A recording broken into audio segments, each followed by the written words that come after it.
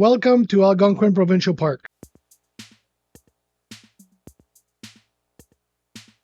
We're currently at the peak of the fall color season.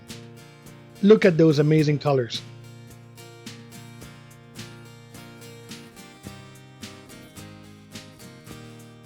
Algonquin is the first Ontario provincial park and oldest in Canada. Created in 1893 with over 7,600 square kilometers or near 3,000 square miles.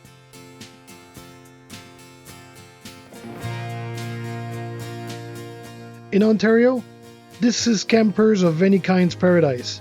Either backcountry enjoying nature at its purest, portaging, tenting, RVing, or even lodging. It is for everyone.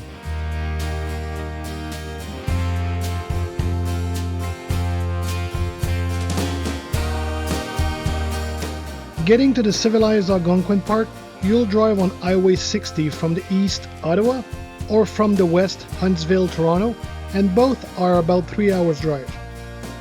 The east park entrance has a huge gate with a visitor center, and the west just a sign with also a visitor center.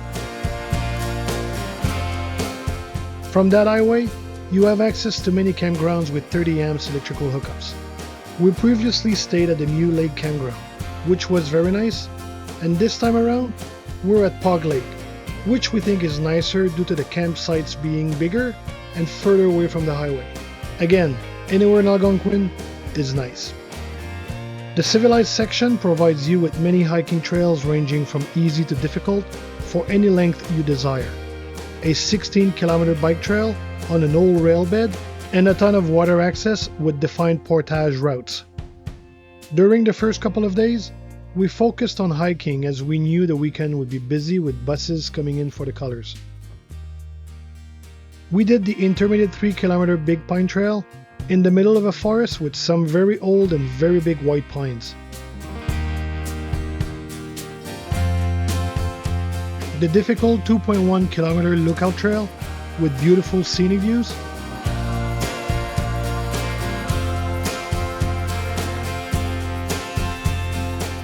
The intermediate 2-kilometer Beaver Pond Trail, quite impressive seeing a beaver dam up close.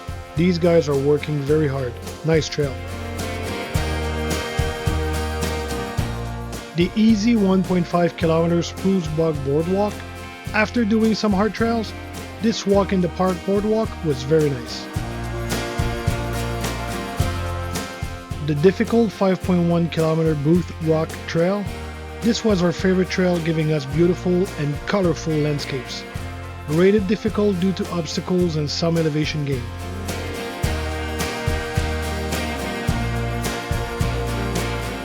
The intermediate 1-kilometer Hardwood Lookout. This trail is probably one of the most visited, but so deceiving. Once you arrive at the top, you only have a partial view of the landscape due to the tree canopy blocking the view. And finally, the intermediate 2.1-kilometer Whiskey Rapids Trail, longing a calm river that funnels to a choke point, creating some light rapids.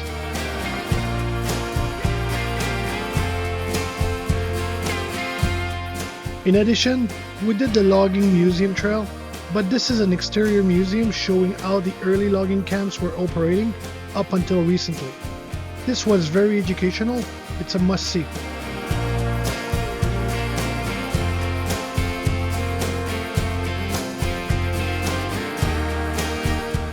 We also got our bikes out a couple of times on the Old Train Trail running from Cache Lake to Rock Lake.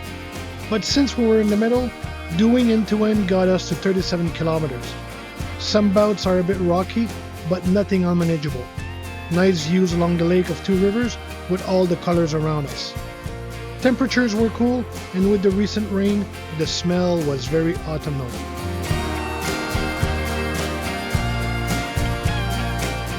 On one night after doing some difficult trails, we treated ourselves to a fine dinner at the Killarney Lodge. Ambience and meal were very nice. You can bring your own wine, and the price was $95 per head for a 3-course meal. As I said, Algonquin has activities for everyone.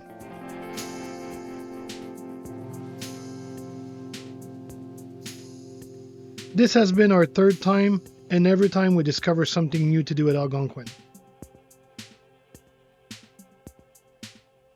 Oh, and Jax is doing amazing, as you can see.